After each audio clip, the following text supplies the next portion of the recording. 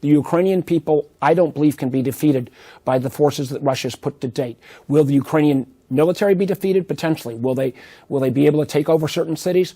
Probably in some long term, or in some short term. But the ability of the Ukrainian people to resist, I think, is an inspiration to all of us. But I am very worried about Putin, and why I think you've seen so many organizations, medical organizations, journalists, others, starting to bring cases already that these Russian forces are committing war crimes.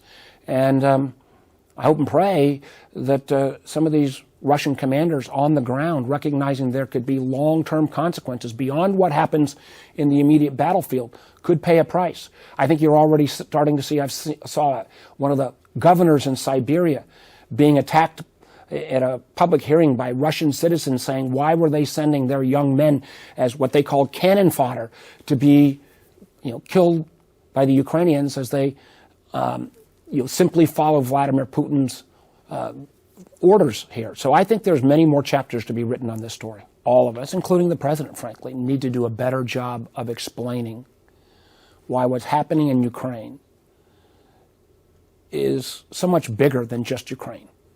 This really is a clash of the notions of everything we stand for in this country: freedom of speech, freedom of press, freedom of religion, democracy, that your vote counts, against an authoritarian regime.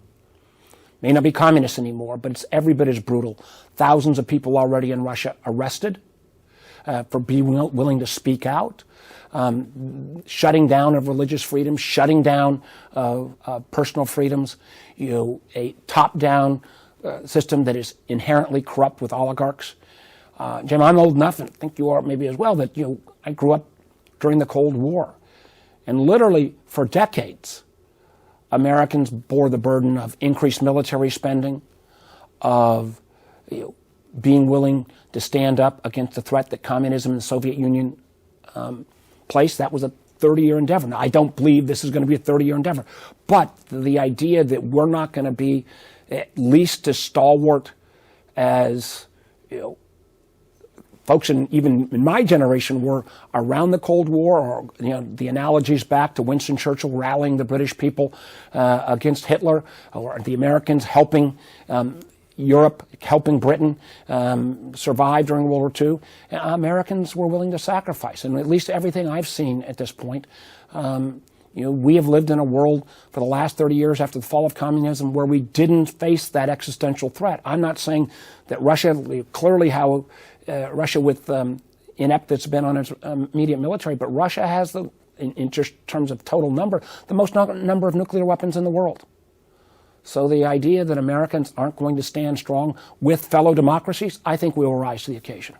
The community has been surprised and doesn't have a full explanation of why Russia has not used some of their more destructive tools against Ukraine. One of the reasons, speculation is that, and this is what I was concerned at the beginning of the conflict, that if you launch these cyber weapons, malware, particularly that has worms in them, where they literally go into systems and destroy that system, once you unleash that weapon, it doesn't respect geographic boundaries.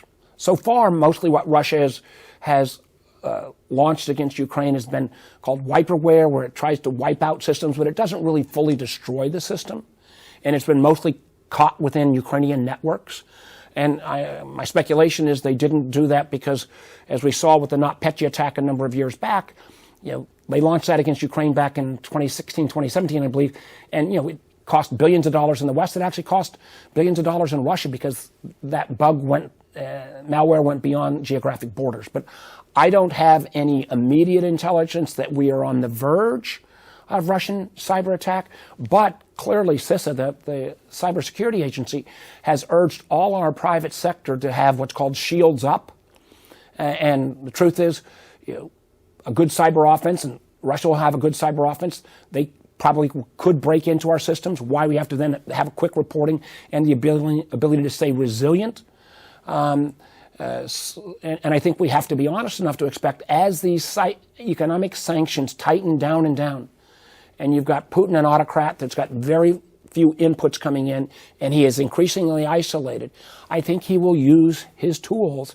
So while maybe not imminent, the idea that over the coming days or weeks, I do expect that we'll see increased cyber activity, whether it be from their government or more likely, at least initially, from the cyber criminals launching ransomware attacks against the West. Will they start with America and Britain and Germany, or will they start with some of the weaker nations in NATO? Again, time will tell. But I don't think we can say by any means we're out of the woods.